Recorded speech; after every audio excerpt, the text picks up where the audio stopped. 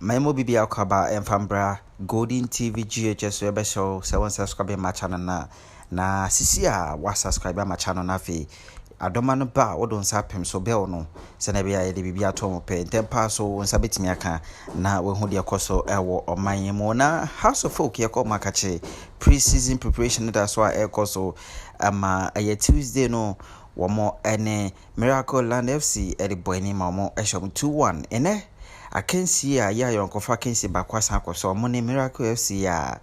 ena ede eyantam so na yenhwe lineup a Accra House of Folk womo ede koshia eye Miracle Land FC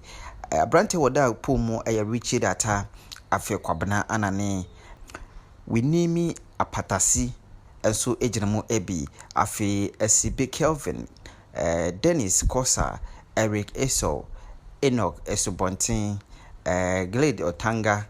afi Kojo Obin Jr. Salifu Ibrahim ena Sedu Suraj omo ene mrante eyedu bakwa wamutimi jinemo edema Accra House of Folk na referee ede akense no hihye so no na enoma ekoya until the 16th minute ena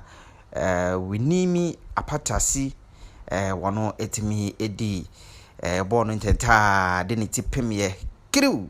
Ebra Suraj ball corner kick baya ekoye 1-0 against Miracle Land FC.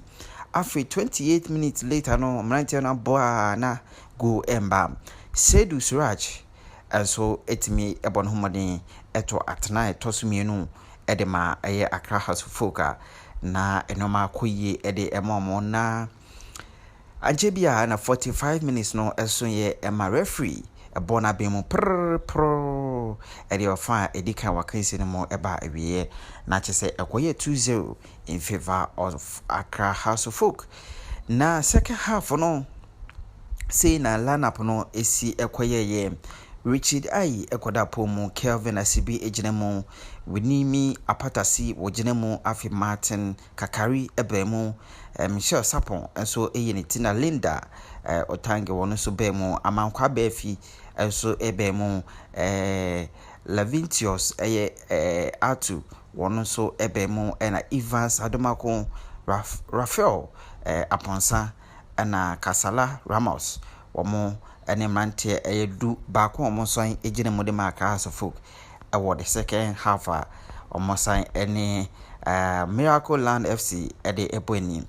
na akense no omosha ase second half no ma 48 minutes ena Kasala Ramos wotimi eto atena etoso miensa ede ma Accra House of Folk ni enim se eye Miracle Land FC omobetimu sa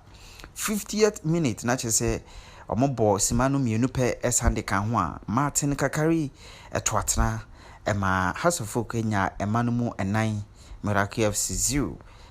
eno eye 57th minute na say abrante eye Linda ena otimi eto atena no de toso num edema Accra House of Folk afoma boa siman 9 intem 61st minute ena abrante a eye Kasala wono etimi ebon homadin eto atena toso ensia edema Accra House of Folk na ombo 6 minutes later no eye omabo simano edusia enson 67 minutes ena abrante no eto atena Kasala share third goal edema Accra House of Folk ekoye 7-0 in favor of Accra House of Folk na omo eye substitution kakra Hamza Isa ebemu ebeyi Adomako eye Evans efimo eye sima ediosong ensia 76 minutes ena sasa try no etimi ebaye yanse na kaka krakra na yanka yapon ewia enesa Hamza Isa ebeshegu etoso eye enwotwe edema Accra House of Folk ebra Kasala Ramos wotimi passable no ede emano na hye na noma ekoye di ma has for no bosi osi sa ene de ya to di yetumre ye tumre se dia na yese ne ye hyegu musa na wombosima ede wotwemienu 82nd minute no ena Miracle for HS Derby I will say poli one back ena mutimi ehye go back one omutimi etitimu back one na je say akwakwe 8-1 Ediama House of Folk na still na no makoyi e de mom pass ball na kikri through 83rd minute na goal no baako sen soon 9-1 Hasselhoff etoa so a abrante Michel Sapon na wotimi eto sa atena no de nim sanke apon wie 2 minutes later na Hamza Isa Samba biwo wahye no go eto so mienu e de ma Hasselhoff a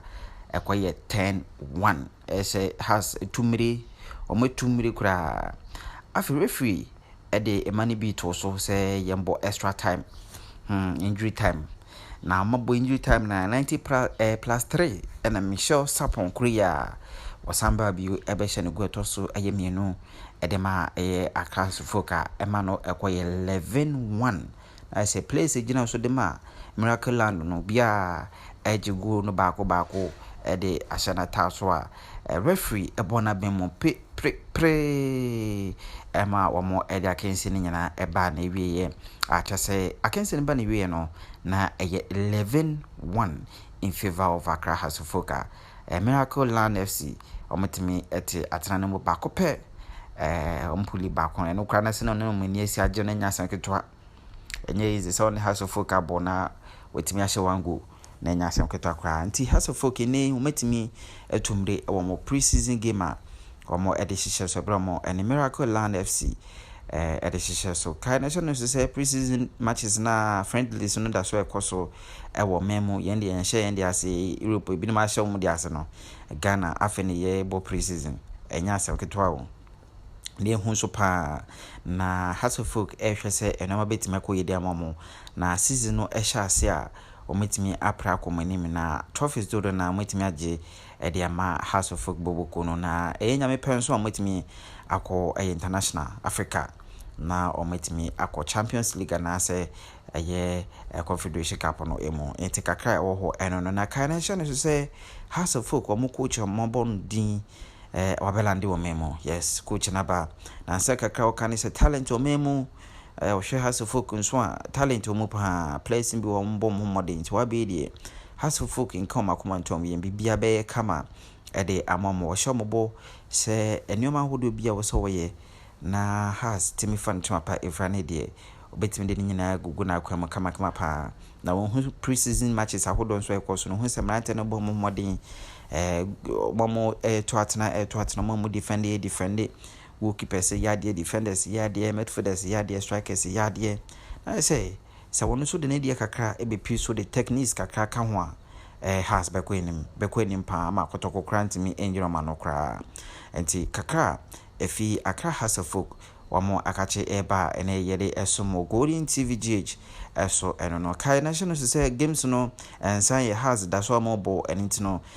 o subscribe say ya eno sa yede bibia to mse konkron we has fan pe na on site me aka we kotoko fan pe na on site me aka na we ti me akwa hwe bi kama pa na we hu de ekoso ewo the world of sports and afi wi asensen mu nyina enti ye beso